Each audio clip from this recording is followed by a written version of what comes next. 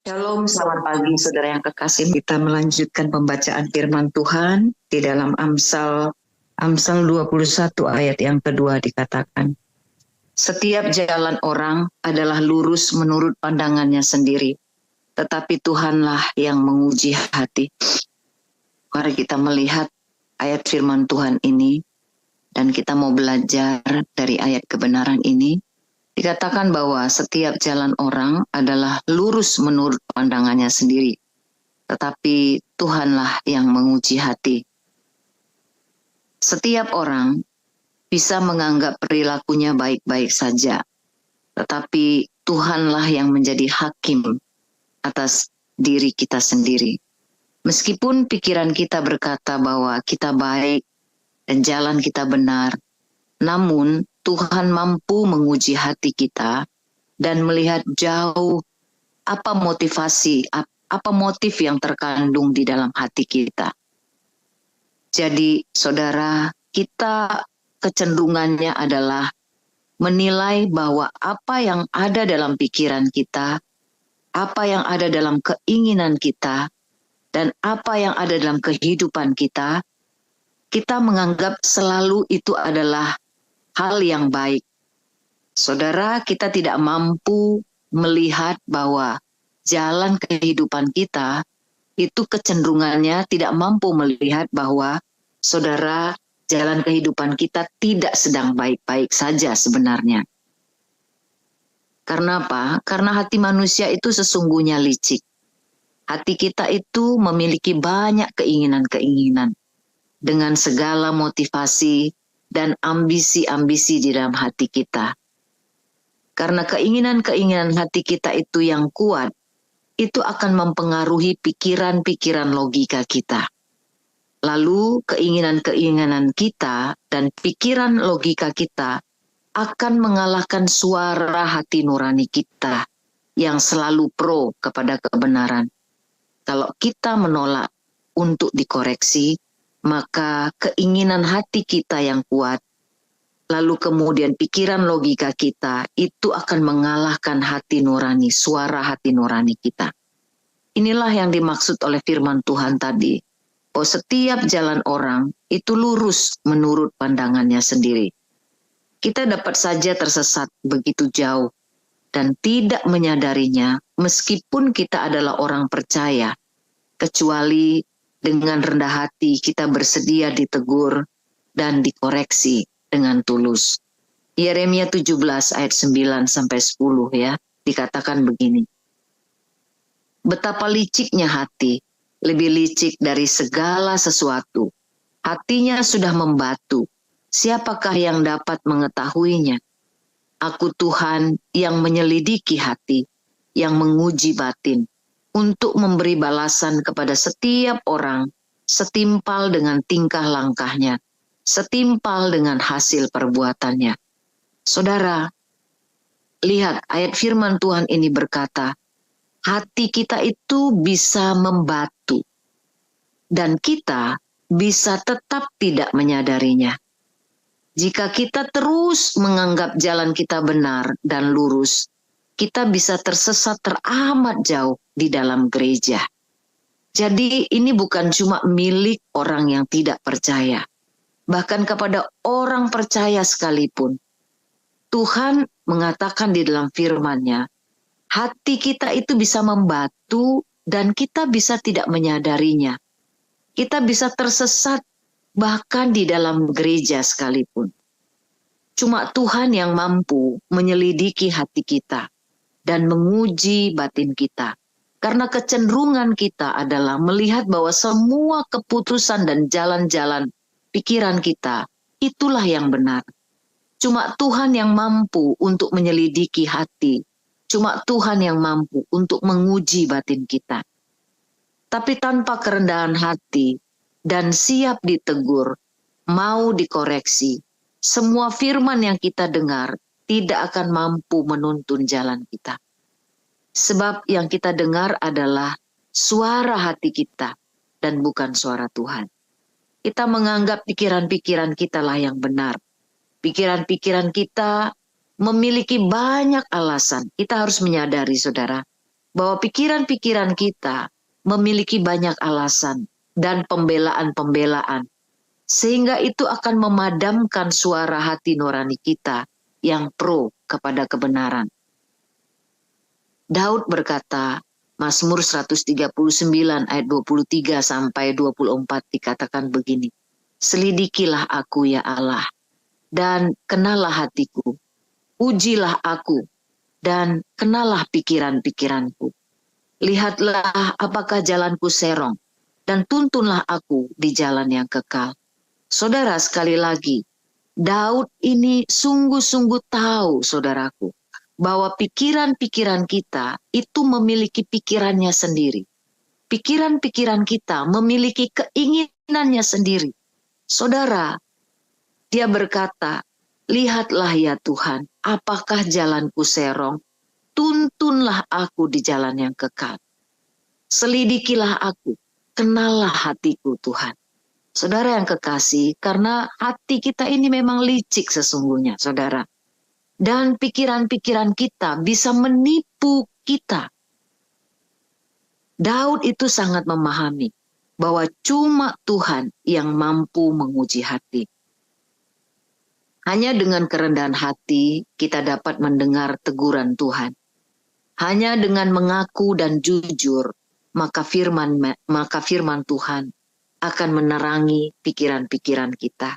Dan hanya dengan mengandalkan Tuhan, maka Ia akan menuntun kita kepada jalan yang harus kita lalui. Ibrani 4 ayat 12 dikatakan begini, "Sebab firman Allah hidup dan kuat, dan lebih tajam daripada pedang bermata dua manapun.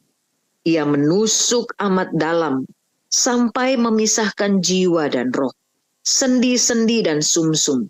Ia sanggup membedakan pertimbangan dan pikiran hati kita." Dalam bahasa Inggris dikatakan, "For the word of God alive and active." Jadi dalam bahasa Indonesia dikatakan bahwa firman Allah hidup dan kuat. Tapi dalam bahasa Inggris dikatakan firman Tuhan bukan cuma hidup, saudaraku, tetapi dia aktif. Jadi firman Allah adalah firman yang hidup dan aktif. Saudara, aktif artinya apa, saudaraku?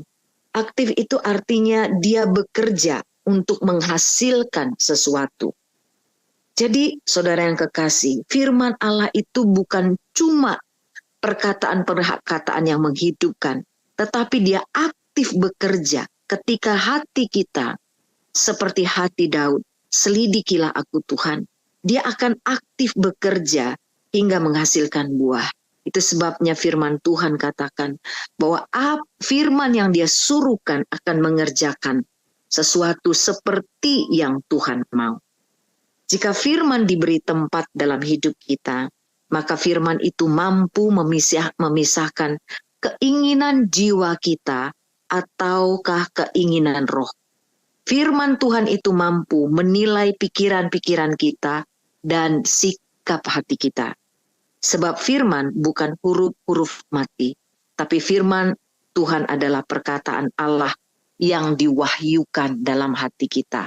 Itu sebabnya firman Tuhan mampu mengubah hidup kita.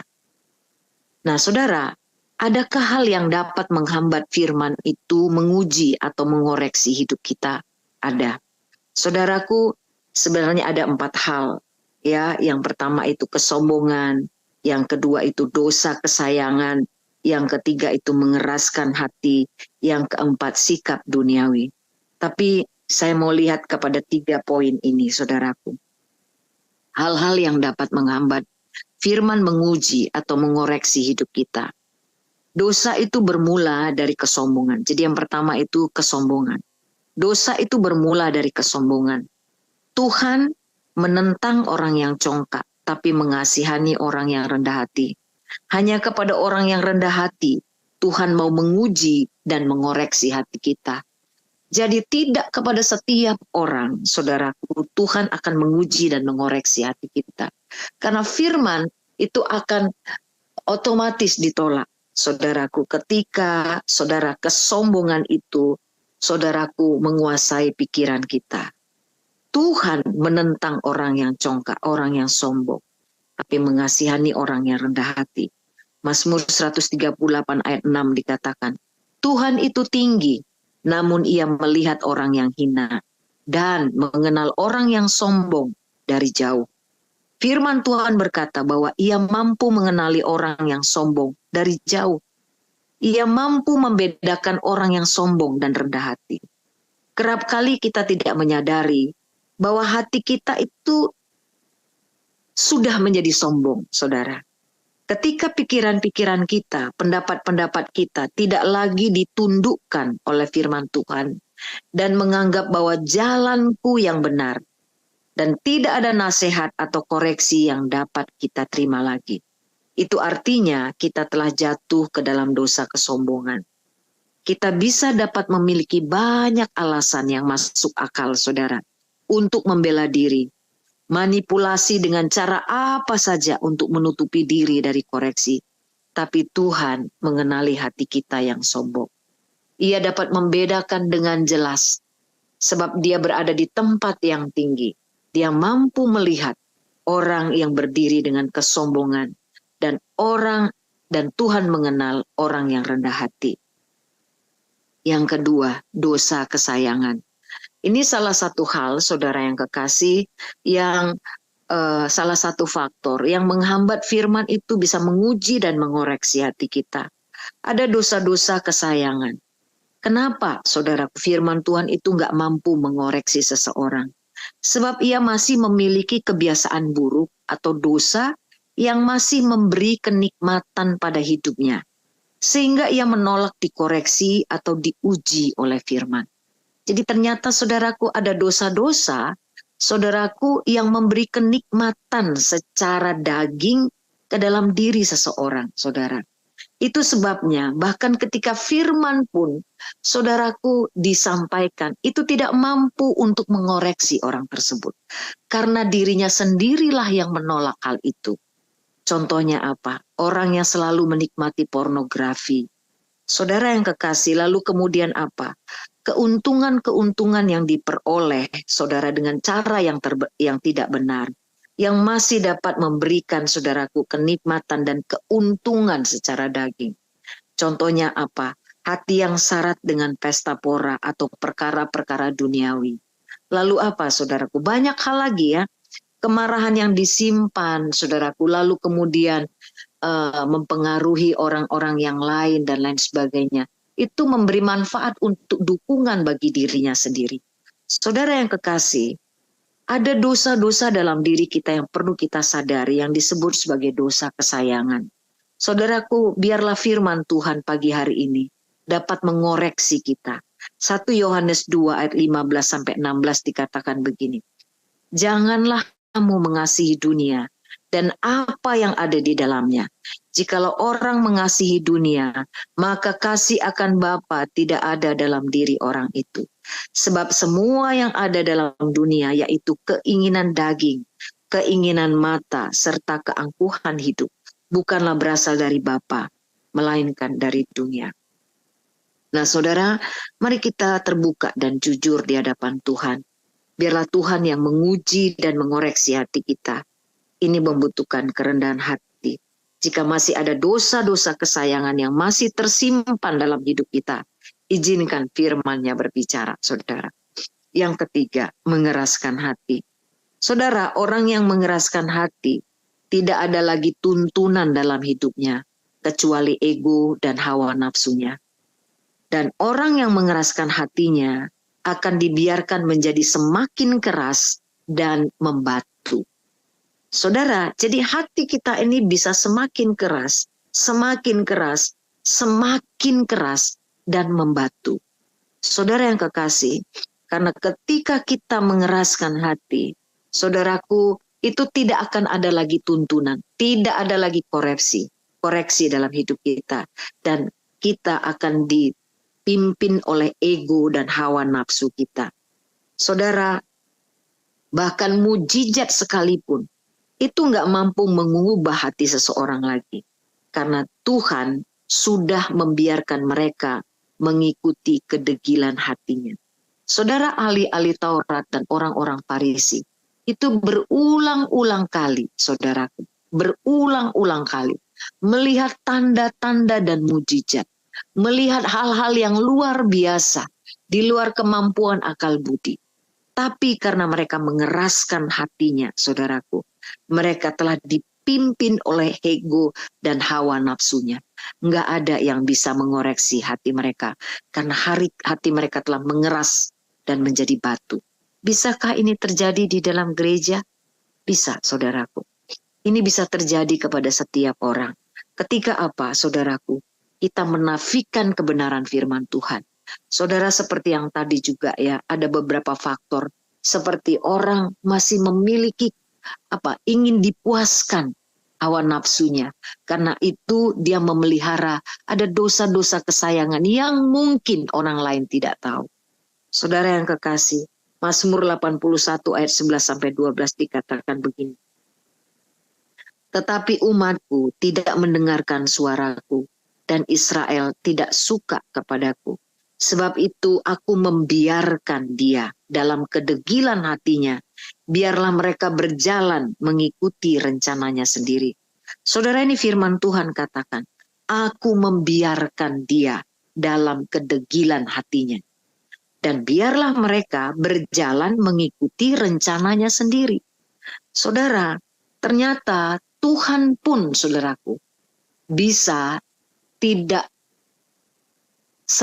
Tuhan pun tidak bisa, saudaraku, mengubah hati orang lain ketika dia mengeraskan hatinya. Dan Tuhan membiarkan dia di dalam kedegilan hatinya, sehingga orang itu hatinya sudah menjadi membatu. Tetapi ingat, saudaraku, orang yang mengikuti kedegilan hatinya, saudaraku, dia akan berjalan mengikuti rencananya sendiri. Artinya apa? Artinya semua resiko dia akan tanggung sendiri. Semua hal-hal yang menurut hawa nafsunya, dia akan tanggung sendiri resikonya. Amsal 28 ayat 14 dikatakan begini. Berbahagialah orang yang senantiasa takut akan Tuhan. Tetapi orang yang mengeraskan hatinya akan jatuh ke dalam malapetaka. Saudara yang kekasih, Tuhan sudah tunjukkan kepada kita, orang yang mengeraskan hatinya, mereka akan ditaklukkan, akan jatuh ke dalam malapetaka. Itu firman Tuhan mengatakan ujungnya adalah malapetaka. Saudara yang kekasih, biarlah firman Tuhan pada pagi hari ini boleh mengoreksi hati kita, boleh menerangi pikiran-pikiran kita. Saudara yang kekasih, itu sebabnya mengapa setiap pagi hari telinga kita mendengar firman Tuhan. Tiap hari hati kita, saudaraku, dikoreksi, diuji oleh firman, saudaraku. Dan sikap hati kita adalah kita harus bersedia ketika firman itu menerangi hati kita. Seperti Daud katakan, ujilah aku Tuhan, kenalah hatiku, dan terangilah pikiran-pikiranku. Saudara, karena sesungguhnya manusia dilahirkan dengan kesombongan. Ketika manusia jatuh ke dalam dosa, saudaraku, kita nggak perlu lagi, saudaraku, diajari untuk berbuat dosa. Tetapi keinginan itu lahir dari dalam. Itulah disebut sebagai dosa yang diturunkan oleh satu orang, yaitu Adam. Mari kita berdoa. Bapa yang baik, terima kasih Tuhan untuk pagi hari ini. Betapa rapuhnya kami Tuhan. Betapa gampangnya hati kami. Diserongkan oleh apa saja Tuhan yang menjadi keinginan-keinginan kami. Pikiran-pikiran kami berkata bahwa kamilah yang benar. Kami menganggap jalan kami lurus menurut pandangan kami sendiri. Tapi cuma Engkau Tuhan yang dapat menguji hati kami. Bapa yang baik, kami izinkan Engkau mengoreksi hati kami Tuhan. Kami izinkan Engkau berbicara jauh di hati kami. Supaya seluruh jemaat-Mu tidak ada hatinya yang membatu. Tidak ada dosa-dosa kesayangan yang dipelihara. Tapi biarlah jemaat-Mu Tuhan dengan segala kerendahan hati bersedia dikoreksi oleh firman-Mu. Sesungguhnya kami tidak memiliki pilihan yang lain kecuali Engkau, Tuhan. Kami tidak memiliki kekuatan yang lain daripada Engkau, Tuhan. Bapa, terima kasih Bapa. Biar kami menjadi orang yang setia. Kau dapati setia sampai pada akhirnya, Tuhan. Kami bersyukur kepadamu ya Tuhan. Masih ada firman-Mu yang menerangi hati kami. Masih ada kebenaran-Mu yang mampu mengoreksi kami, Tuhan. Biar dengan jalan rendah hati, firman-Mu mampu meluruskan jalan kami, Tuhan. Karena kami berpikir jalan kamilah yang paling benar. Pikiran kamilah yang paling tepat. Tetapi Engkaulah yang menguji hati. Terima kasih Bapa. Dalam nama Yesus kami berdoa dan mengucap syukur. Amin.